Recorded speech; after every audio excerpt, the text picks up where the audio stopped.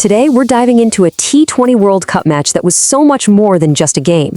For the defending champions, India, this was about survival. It was about redemption, and it was about sending a massive message to everyone else in the tournament. And let's just start with this quote from Zimbabwe's captain, Sikandar Raza, before a single ball was bowled. He said, "It will come down to a battle of nerves." Honestly, he couldn't have known how spot on he was. That one sentence just perfectly captures the intense pressure cooker environment these two teams were walking into. So here's how we're gonna break down this absolute thriller. We'll kick things off with the sky-high stakes, then get into India's unbelievable batting display.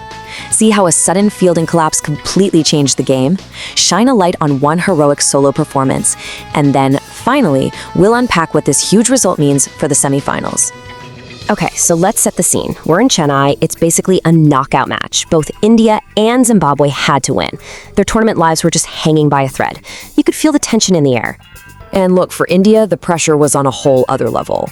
I mean, they were just coming off an absolute shellacking by South Africa, getting bowled out for just 111. The difference between that performance and what they needed to do against Zimbabwe, well, it's night and day. A total transformation was the only option. So how did India respond to all that pressure? Well, they didn't just handle it. They seemed to absorb all of it and then unleash it right back at Zimbabwe in one of the most punishing, brutal batting displays of the entire World Cup. And the whole thing kicked off with a story of pure redemption. The opener, Abhishek Sharma, he came to the crease with so much pressure on his shoulders. I'm talking 3 ducks in his last 4 games. The critics were circling, and his response? He let his bat do all the talking. He absolutely blazed his way to a half-century, smashing 55 runs from just 30 balls. With 4 fours and 4 sixes, he wasn't just scoring, he was attacking. He seized control of the game and basically single-handedly powered India to 80 runs by the end of the power play. What a statement. But here's the thing. India's massive total wasn't just a story of their own brilliance. A huge part of this story was a completely uncharacteristic and frankly shocking collapse from Zimbabwe in what was supposed to be their greatest strength, their fielding. The data here tells a really fascinating story. You see, in the group stages, Zimbabwe were almost perfect, catching over 95% of their chances. But in the high-pressure Super 8s, that number just plummeted. Those nerves their captain talked about, yeah, they were definitely starting to show. They dropped a staggering 5 catches in this one innings. 5. In a T20 match like this, where the game can turn on a single moment, every single one of those is like a dagger. And one of those drops, oh, it would come back to haunt them in a big way. And here it is. This is the devastating cost of those mistakes. India's captain, the incredibly dangerous Suryakumar Yadav, got a second chance when he was on just 8 runs. And he made them pay, smashing 33 from only 13 balls. You just cannot give a player like that a second life. You'd think getting Yadav out might bring some relief for Zimbabwe, right? Wrong. His dismissal just seemed to flick a switch. It brought Hardik Pandya and Tilak Varma to the crease, and what came next was just pure, unfiltered carnage. In a partnership that honestly felt like a non-stop highlights reel, these two just tore the bowling attack to shreds. They piled on a massive 84 runs together, right at the death when every single run is golden. And the speed at which they did it, it was just breathtaking. They plundered those 84 runs from the last 31 deliveries of the innings. That is a scoring rate of over 16 runs and over. Just insane.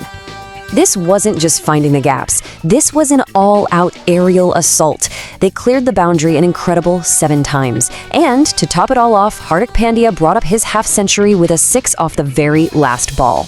So the end result? India didn't just post a big score. They posted a historically massive one.